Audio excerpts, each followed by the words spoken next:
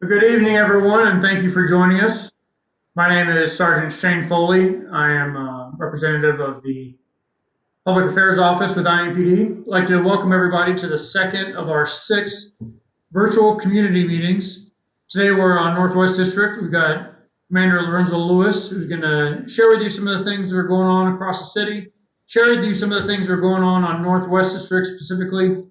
And then we want to provide an opportunity for the residents of Northwest District to ask some questions, to get some feedback from the person who is in charge of the police services on your district. That's the commander. If you want to ask questions, we encourage you can put those into the chat. They'll go directly to him. If you want to use Facebook, you can send the messages on Facebook, and we'll read those out to everyone. So with that being said, I'll go ahead and turn it over to Commander Lewis. Commander? Good evening, everyone. Commander Lewis, Northwest District speaking.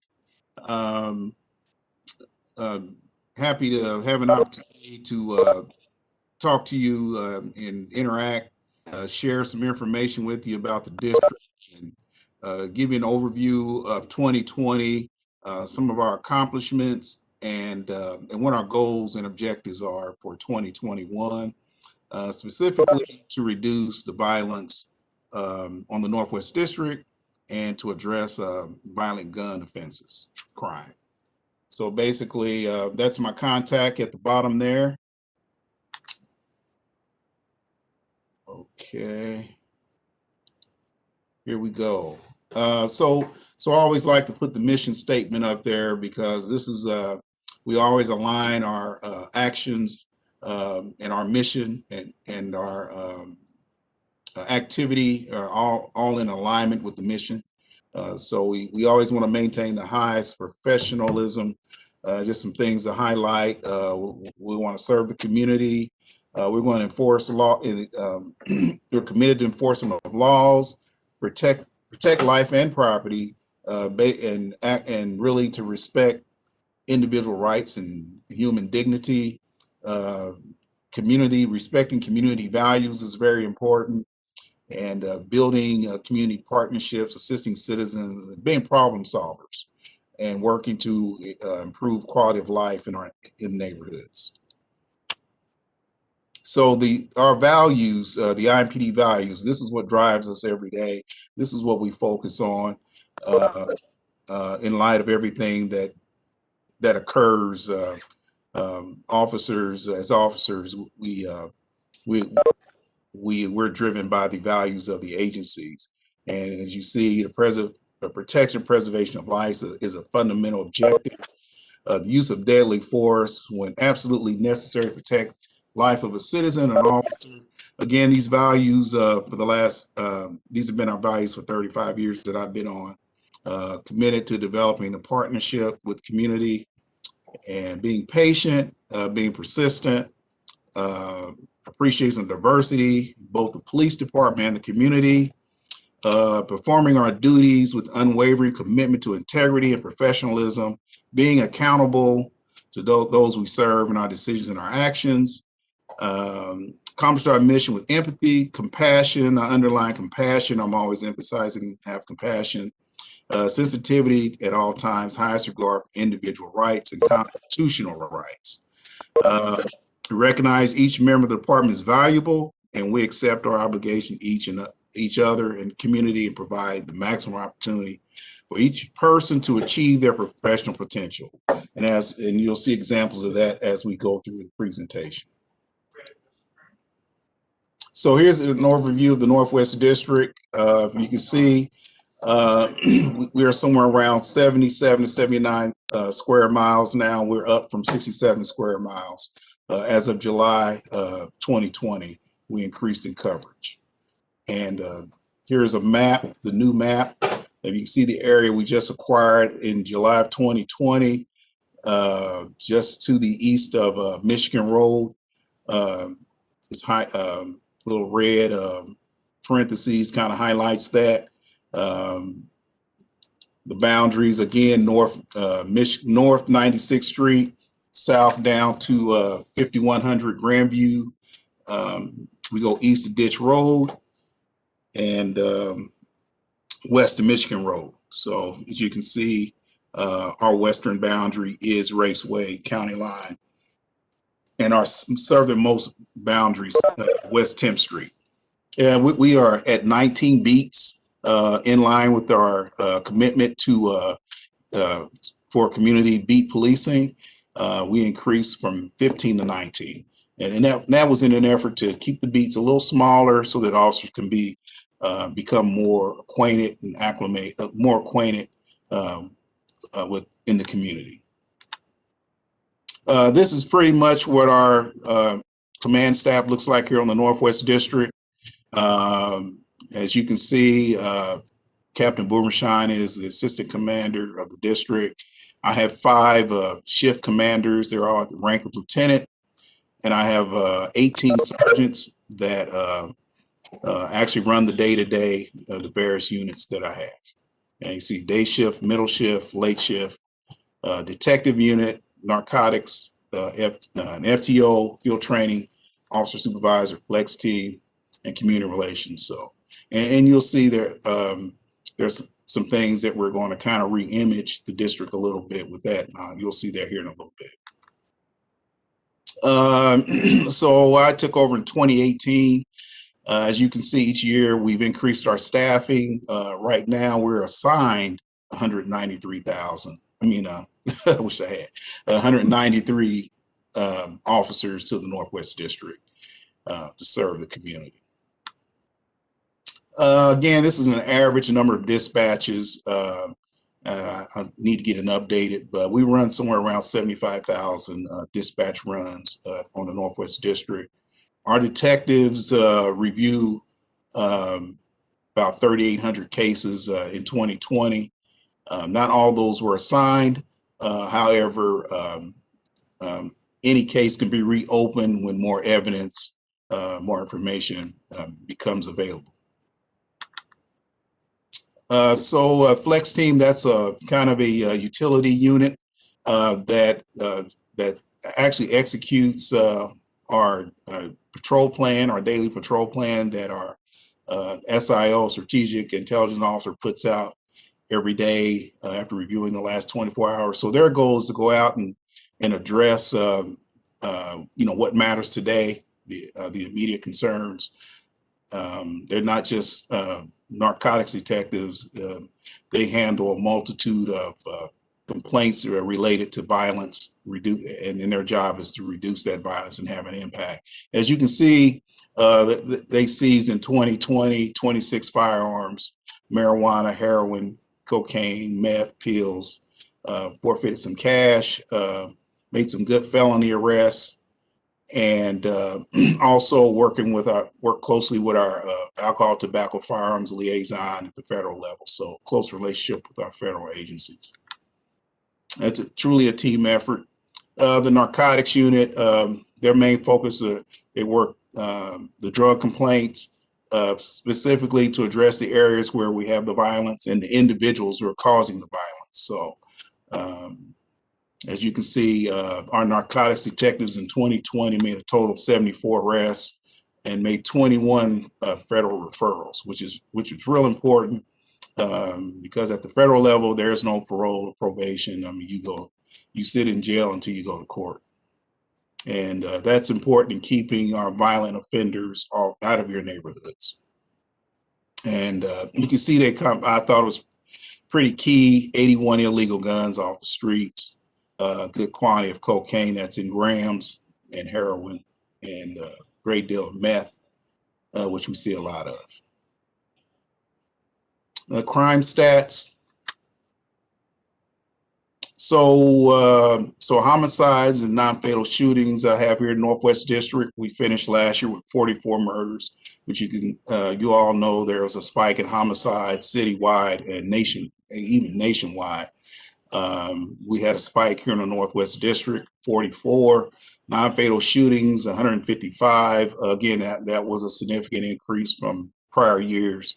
And I keep track of the shots fired, the 2,300, over 2,300 shots fired, very disturbing.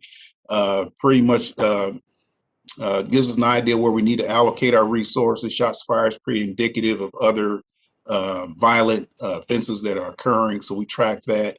But I do like the fact that at least in 29 of those incidents, officers were able to make an arrest. So um, it's always good to be able to make an arrest in those. If you can see, IMPD murders were 214, and the non-fatal shooting was 672. As of year to date 2021, Northwest District, we're at 2 murders, which is a little bit down from this time last year. The non-fatal shootings at 10, which is a little bit up. Again, total shots fired, always a very alarming number for me, 150. That's a lot of shots fired for this short period of time. But again, it's always good to see that we're able to get there, make some arrests in that situation. 3 arrests, and IMPD, I think we're at 25 now, murders, and a little bit more than 65 non-fatals at this point. So kind of a brief summary for 2021 of the 2 homicides that we've had on the Northwest District. So the first one was on January the 1st. Pretty much family members heard shots fired, saw the victim lying on the ground. There was a juvenile child who was also struck in the leg. That child is stable. This investigation is still ongoing. And then the second one for the Northwest District was on the 3rd of January. Victim was shot multiple times by a known suspect. An arrest has been made in that, and that was, again, a team effort by our officers and the violent crime unit. Our strategic intelligence officer put out some really good information on this suspect on an unrelated incident.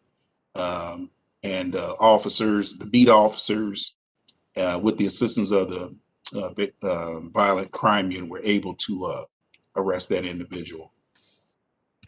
Again, it's all a team effort. So I always like to highlight the behavioral health unit. This is an Eskenazi crisis specialist, a social worker who works closely with the IMPD officer who is specially trained to handle mental health responses and in de-escalation skills. So this is an example of some data from 2020. IDs or immediate detentions.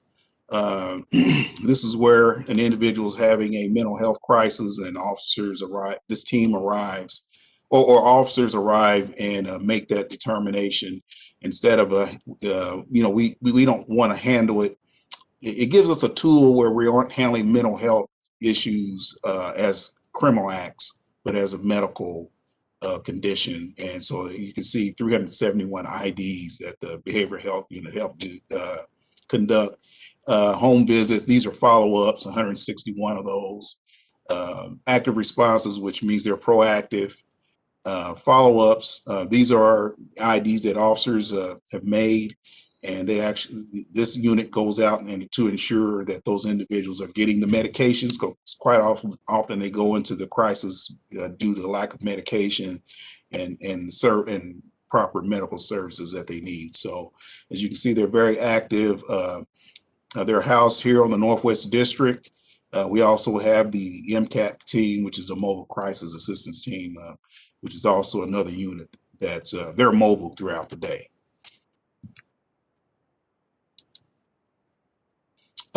So this is pretty much the crime statistics for Northwest District. This is how we finished 2020.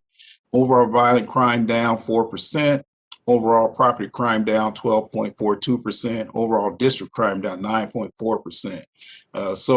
While we're happy with those numbers, we are content with those. As you know, the homicides were a significant spike in homicides and non-fatals, and also point out arsons as well. So there's always work to do to improve the quality of life in our communities. And so I get to that. So this is where we sit currently in 2021. Overall violent crime down 14.12%. As you can see, we were slightly down on homicides. We still have a lot of work to do. Overall property crime down 2.84, and overall district crime is currently is down 7%. So, and then IMPD, here's where IMPD finished 2020. Again, you see 3.5% violent. As we know, the spike in homicides of like 40%, and overall property crime down 11.29%. Overall crime down 8.64%. And again, the non-fatals were up significantly, and you'll see some charts here. Again, 2021, this is where we are right now. IMPD as an agency, overall violent crime down 5.93%, overall property crime down 8.35%, overall crime 7.5%. So there are some charts there to kind of give you some comparison from 2019 to 2020, showing how we finished last year. Again, you see the reduction in crime. And these charts here kind of break down the individual categories, where burglaries were down 20%, 26%, larcenies, which are thefts, 19%, vehicle thefts, 4%, arsons. Again, I mentioned the spike in arsons at 14%.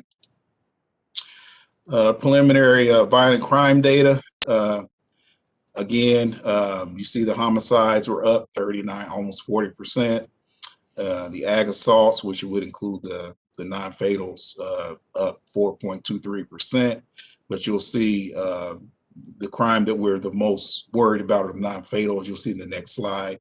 And then the robberies were down 15%. And again, I attribute that to the street robberies were down. We had some business robberies. But I think I attribute that to the directed patrols the officers do, and even the citizens are doing things to reduce to make themselves less likely a target. And you can see rapes were down 15%. So the non-fatal shootings, the number that we've been monitoring for several years. So a non-fatal is just a millimeter away from being a homicide. So we had 41% in incidents, up in incidents, and 36% up in victims. So very discerning number. But we all have to work together to improve those numbers. And it takes police community, faith-based groups, all working collaboratively, even with the grassroots efforts as well. So, and I think we do a pretty good job of making those connections. We can always do more. So hotspots, these are areas that, so I get this map every day. We put this out every day. This is a view of the last 24 hours. Matter of fact, this was the last 24 hours that we got this morning. This is what directs our daily activity. The stars are the shots fired. Again, we take those seriously, and we respond to those areas with our flex teams, our beat officers, with problem-solving methods, and our community relations unit. It's important that they have a pulse on those individual stakeholders in those communities to help us direct our activities in a very efficient and proactive manner. As you can see, the blue dots are the assaults, the orange dots are the motor vehicle thefts, and the red dots are the robberies. So this is a hotspot map. This is from January, and I just wanted you to see this. If you see the red there, that's around the waterfront area of Crawfordsville Road. So that's an area that is heated up, and so it's important that the beat officer gets this to have some direction in their daily patrols. the shift commanders get involved in this and provide the officer with some direction on how to direct their activities for that day. Our flex team gets involved, and so does our narcotics. So we use all of our resources to impact that area, and it's important also for our community relations to work with the stakeholders in that area to understand what we're doing, why we're doing what we're doing, and to also get input. As you can see over to the right, again, we track shots fired. Um, we get a lot of calls, a lot of complaints. So because of that, it's really important that's a daily focus for us. So you can see they're kind of all over the map a little bit there. So if you notice the red dot moved from the waterfront area, now this map here is just a few days old. And if you notice the red dot lightened up on the waterfront Crawfordsville area, which which shows some progress, but you can still see it's a little orange. So there's still work needs to be done in that. But it did move over to the Eagledale area, and that's around Centennial, Tibbs area right there. So again, we move our resources. These maps allow us gives us information so that we're able to direct our resources daily where they need to be. Again, our SIO, or Strategic Intelligence Officer, puts this together and gets this out on a daily basis, and so that we're where we need to be on a daily basis. It's all about what matters today, right? And again, the shots fired, we continually to monitor those and have an impact. As you can see, we will make arrests when we get if we have the enough evidence and the ability to do so. So just give an idea what some of the accomplishments were for 2020. As you can see, shots fired run again. Officers were able to get to the scene in time to confiscate these firearms and make some good arrests. And again, as traffic stops, we get a lot of complaints about traffic. As you can see in the bottom corner there, officers will make traffic stops and quite typically get large sums of drugs and weapons off of individuals. And these are some more examples of traffic stops.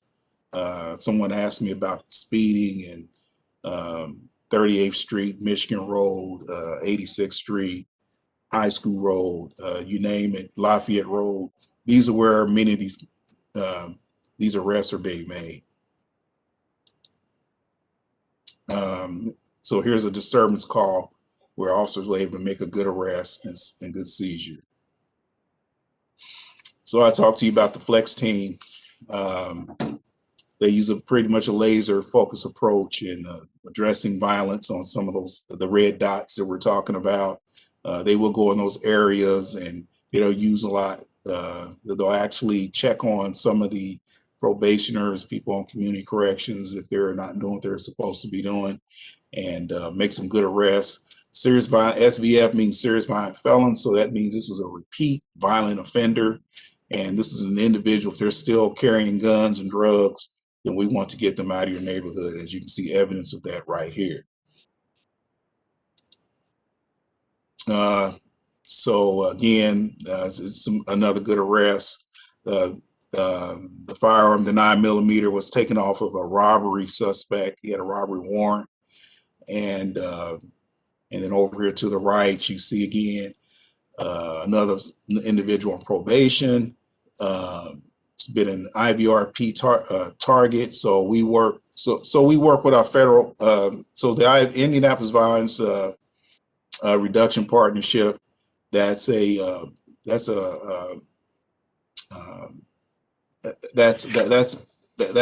group that meets. It's basically a task force of multi-agency task force that meets regularly. Federal partners, federal, state, and local partnerships working together to address violent crime.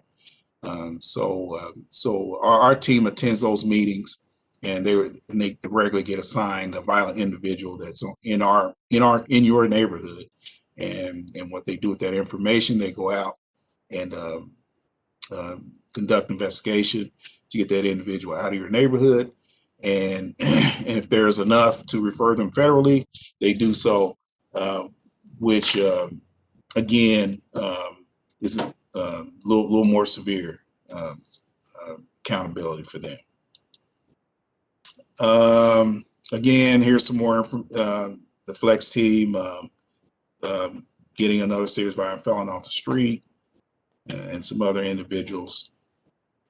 And there's another good arrest, and there's some stolen firearms in that one. So again, like laser focused. We're not targeting entire areas or neighborhoods. We're laser focused in on specific hotspots and individuals. Again, if you look over to the left, these pills were taken off an individual involved in some pharmacy robberies, and if you can see the kind of weaponry that they have, kind of gives you an understanding why our homicides are where they are, because these weapons are very remarkable when they hit someone. As you can see too, also one of the suspects was like 19 years old. So, I mean, that's where our narcotics unit executed search warrant serious violent felon with SWAT. Again, laser focused approach. Knowing where to be, the information we put out on a daily basis on our daily patrol plans helps point them in the right direction. So as you can see, it's pretty good recovery. I think one of the suspects in one to the right was like 60-something years old. So again, it's another good arrest by our narcotics unit. So problem solving. So we ask our officers to be more than just run takers and report takers. We think it's real important for them to also be problem solvers, and it also empowers them to do something about the problem, since they're out there on a daily basis, which they love. They enjoy being problem solvers. So this is an area that was identified last year. The NW12, the Northwest 12, we call it the Northwest 10s area, that was identified as at one point the most violent area in the city due to the amount of violence. So with that, we use a laser focus approach to reduce that violence. Again, it was a team effort. Crime Gun Intelligence Center helped out. We had the help of the Incident Analysis Center here which is located here at the district. What's this? Okay. So again, a team effort. Our federal partners were very involved as well, ATF. And as you can see, this is the area that we're concerned about. And the problem: gang activity, violence, narcotics, shots fired, negligent landlords, high volume of traffic.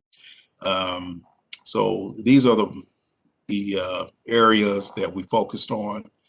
The boundaries: 30th Street to 65, Birdsville Parkway south, 65 to the east, and Riverside to the west. So here's an example of the response to that. We were able to charge DeJuan Shorty Morgan with various financial crimes and corrupt business influence charges. Investigation led by Captain Boomershine. This was a 2-year investigation into the new breed Chicago gang that was operating in that area. So that's an ongoing investigation. He's got more problems to worry about as well. him and his group. That was kind of part two of a prior investigation, again led by Captain Boomershine on Larry and Nora Bronson. They were also charged with the same charges, financial crimes and corrupt business influence. So they were also landlords in the area as well. So and it pretty much had a grip on that neighborhood. They owned a store called the Hood Mart, which is now closed, but they opened up another one called the Center Township Community Market right there, Raider and Roach. So we've served search warrants on that. And so some other things we've done: hotspot, harm spot, or dosage in this initiative. That's where our officers sit in those red and orange spots for 10 to 15 minutes at a time as a deterrent, and also they are able to take some proactive actions when they're in those areas. Helps to reduce crime. Again, officers desire to be problem solvers and not just run takers. Worked an initiative called the Harding Street, which included Dexter, and they did this for on a 2-day plan. So these are things they do when they aren't taking radio runs. And it was a targeted plan which resulted in 6 arrests, 3 guns, and some intelligence gathering. Again, with the help of the Incident Analysis Center and the Crime Gun Intelligence Center. And again, our federal partners, Operation Legend was in effect in that area. And so things have quieted down considerably in that area. Again, these are some examples of some of the seizures. So federal referral, I'll talk a lot about that. So so this is an example of what it takes to get someone charged federally on a federal gun charge. These are examples of the criteria.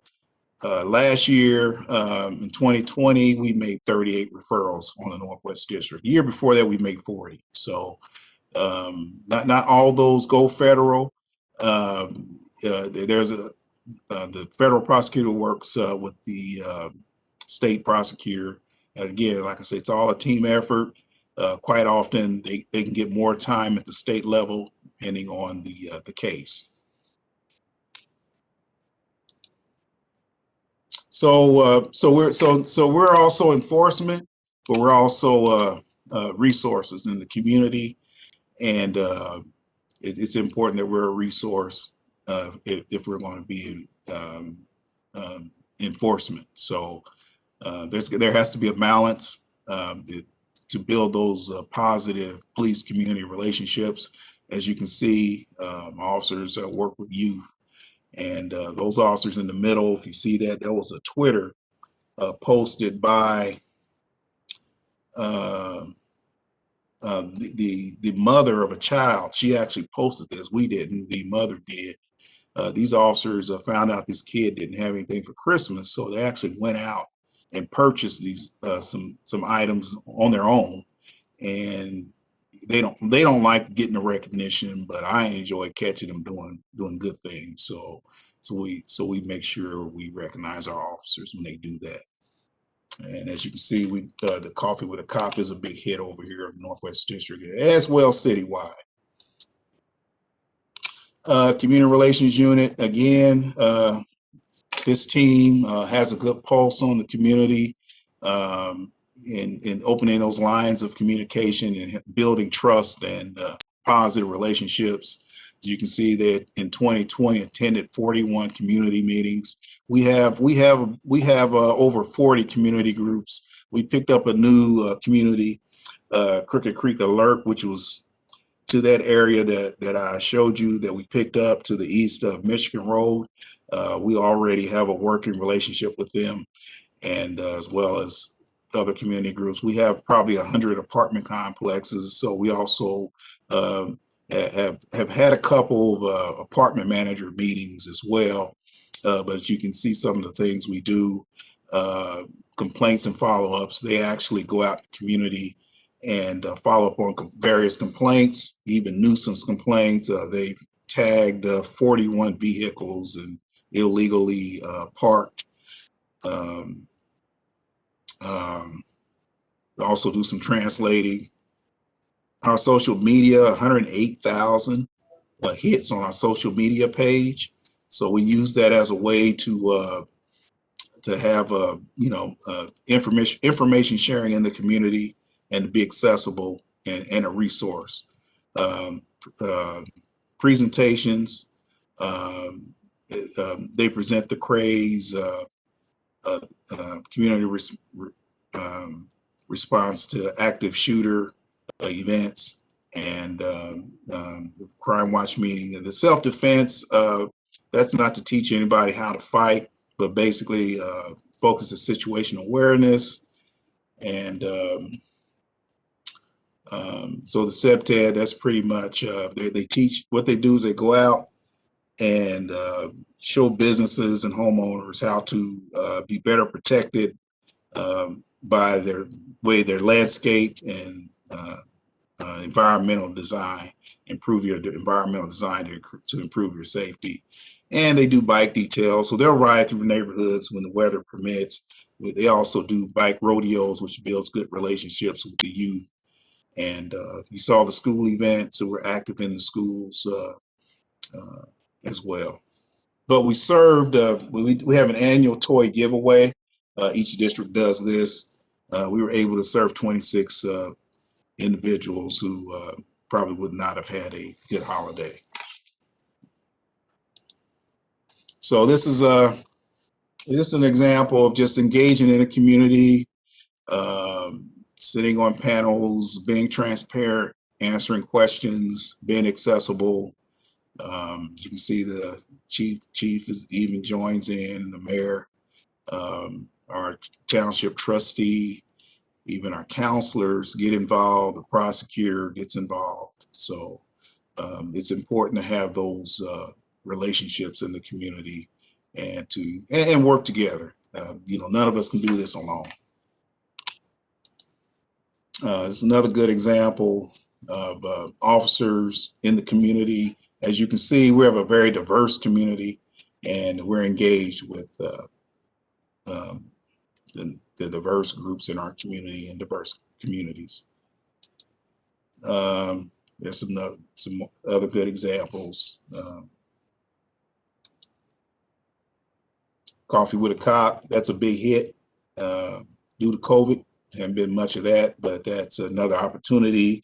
Just a relaxed environment, no real agenda other than just being accessible. As you can see, officers, beat officers attend this, supervisors attend it, and the officers that actually patrol the areas or attend these. Again, that officers that patrol the areas attend these as well, heavily involved. And that's at one of the Lew Wallace School. That's National Night Out 2019. Brent Bowles of Homewood Park Estates. He was our National Crime Watch Crime Fighter of the Year. He's right here, the picture. I saw him, yeah, it's in there. And so we work closely with our community leaders. This is just someone giving back to police officers. So very appreciative of that. We cover 4 townships: Pike Township, Wayne Township, Washington Township, and Center Township. So again, it's shopping with a cop. Our officers actually get a kid and shop, buy shop with that kid.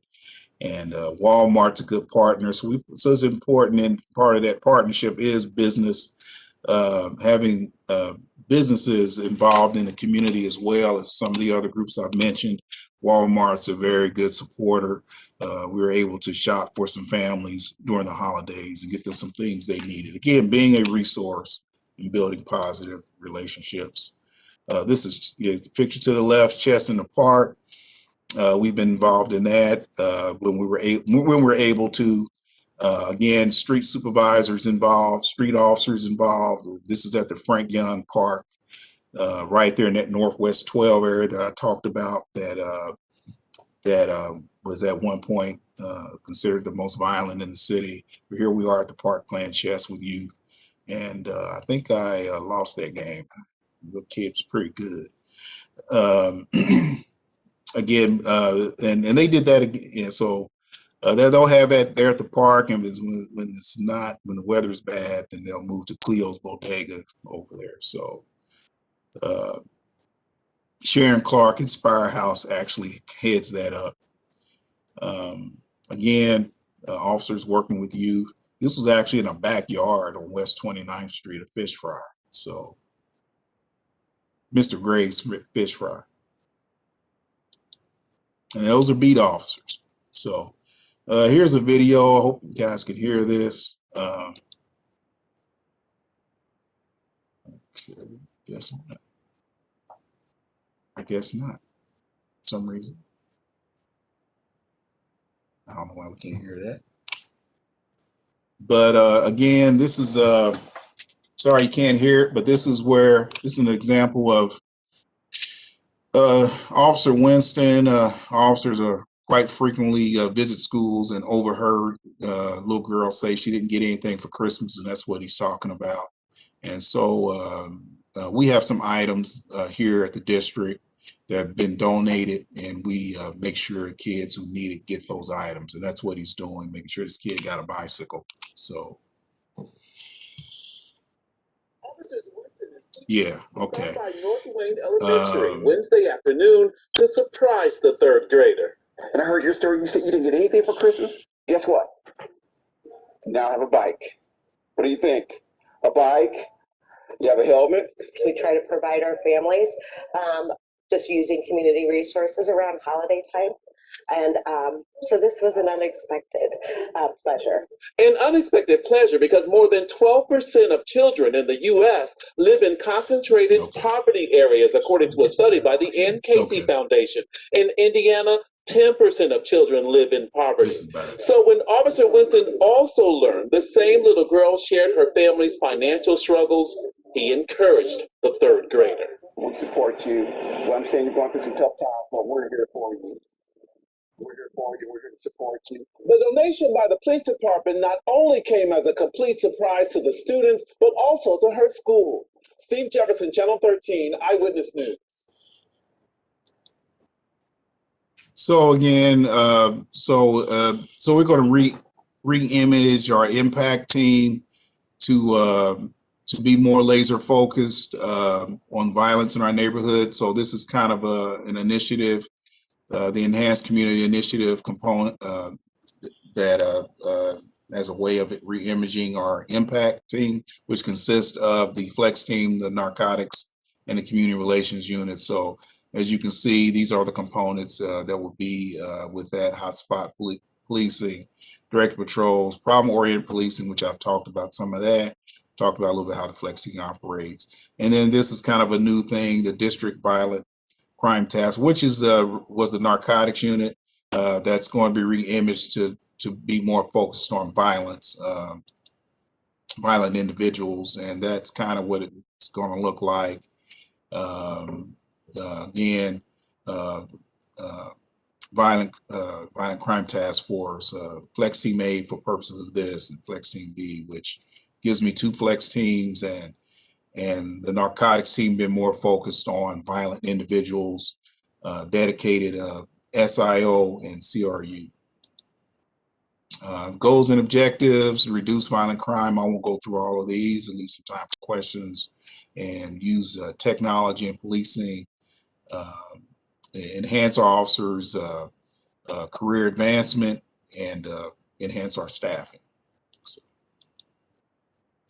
this is something that's in the works right now. We're actually working to be tenants in this building when it's complete. Hopefully late 2021, we will be in this building. It's going to be designed to be community friendly, and accessible. So that's key to this, to make this work. And that's kind of an idea where the proposed spot is. That's lot 4000 Lafayette Road, Office Plaza, and there's a spot back there, and you see 38th Street. And that's our contact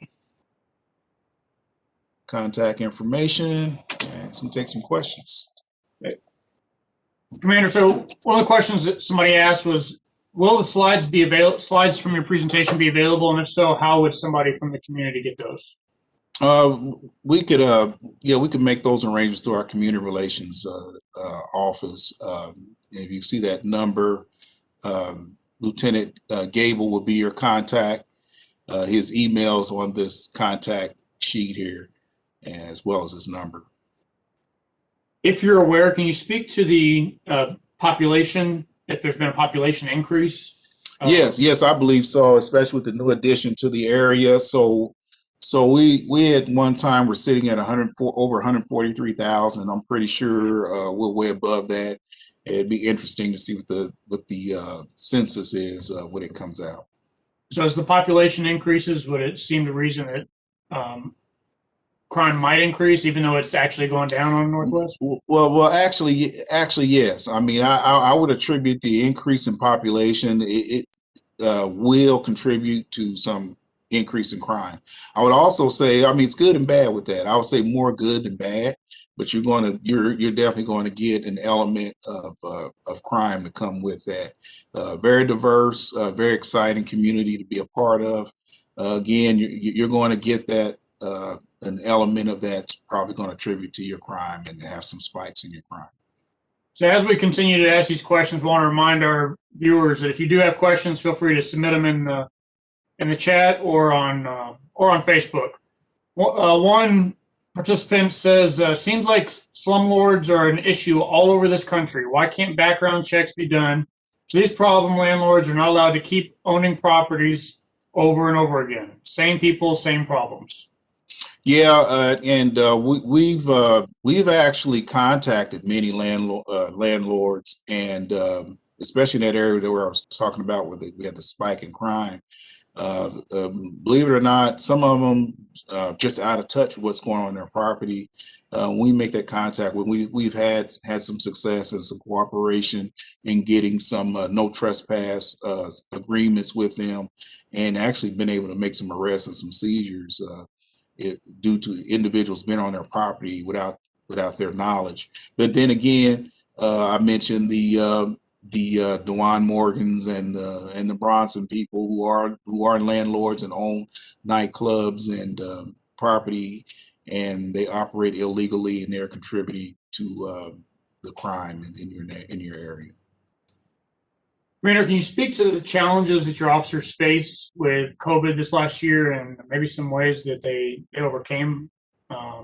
Obviously, there were some challenges with staffing that came with sometimes exposures. Absolutely. Officers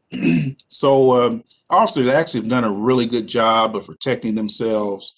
The city has done a great job of providing us with resources to protect our officers, and even private. We had some private businesses here in the Northwest District. We have a good relationship with our business community and community leaders. One group actually donated over $6,000 worth of mask and sanitizing equipment to our officers. But yeah, it does we do have those spikes where it has a good decent drain on our staffing. We comply with the CDC guidelines and quarantine our officers, but I would say that overall we're doing a really good job. Our officers doing a good job protecting themselves. Most of their exposures have been off duty. They've done a great job of protecting themselves on duty. Any tips that you might give somebody when they call the police, maybe a suspicious person or believe that some criminal activity is taking place? Any tips that you could give a caller that when they call dispatch that will help officers respond appropriately? Yeah, absolutely. So you definitely want to give the dispatcher answer the dispatcher's questions, and because they it's important to have a good description of what's going on, and get that information to the dispatcher. Don't hang up. Stay on the line until it gets to you, until you're answered, or she'll fall back in the queue. But when you do get a dispatcher, ensure that you give them a good description of what is occurring, factual, many facts as you can, uh, so that the officer has as much information on board to conduct an investigation. Next question we had is, how is the Northwest District working in conjunction with OPHS, Community-Based Violence Reduction, and the CICF Violent Crime Prevention Grant Programs? We might need some explanation of what those acronyms mean. I just made a referral today to OPHS, the Shadow Majors Group. So, I talk to a lot of those individuals regularly. So that involved in those activities, and we refer youth to them quite regularly. And matter of fact, I just made one today. What kind of work do they do on your district? Well, the thing is that it's important that you have those grassroots groups out there, providing resources to families and youth who are in need. Again, we can't do it. We can't do it all as officers, although we do what we can when we can. But these groups who are they're known in the community, they're trusted in the community. They're able to reach people that they're able to have a certain relationship with youth and families that maybe some of us don't. And so that way it gives us it kind of expands our collectively ability to reach those in need. And for those who aren't familiar with the Office of Public Health and Safety, they work with different programs to help the community, such as reentry programs, homelessness, food security, and do a lot with our criminal justice partners to help reduce recidivism and help people. And then the CICF is the Central Indiana Community Foundation. Let me just double check. Doesn't look like we have any other questions. Let me check Facebook. If there's any other last questions, go ahead and get them in now. Doesn't look like we do. Commander, is there anything else that you think the community, you'd like to share with the community before we end tonight's community conversation? Yeah, just, I like I said, I've been doing this a long time, and, I get asked, is this the worst you've ever seen? And no, it isn't. It's just things are just different, things are just occurring different. I think we still have people who care. There's a whole lot more positive in the community. I know particularly in the Northwest community, there are a whole lot more positive things going on than negative. I think that we all just have to work together, not pull against one another. I like the efforts in at least a couple of groups that have actually come together and make an attempt to work together. Even the community groups. I'd like to encourage everyone to continue to work together and build partnerships with one another, and reach out to one another. I think collectively we can improve the quality of life in our communities. If we're able to have a positive influence on one person in need, and then we're able to have a positive impact on the household, the family, and then that makes for a better community, and makes us all a lot safer and happier. We don't have any more questions. We do have a couple comments I think it's important to read before closing. The first says, thank you so much for doing this and everything else you do for our great Northwest District. You are all appreciated. Another says, thank you for all your hard work and dedication, Commander Lewis. You are appreciated. I think it goes without saying, but we'll say it anyways. We appreciate everybody for joining us and for the community members for their work and helping us help keep everybody safe. Any closing words? Thank you, and we still got work to do, and we're here for you, Northwest District, and reach out to us. And yeah, I can't wait till we get past all this virtual stuff so we all start meeting again in person. Thank you.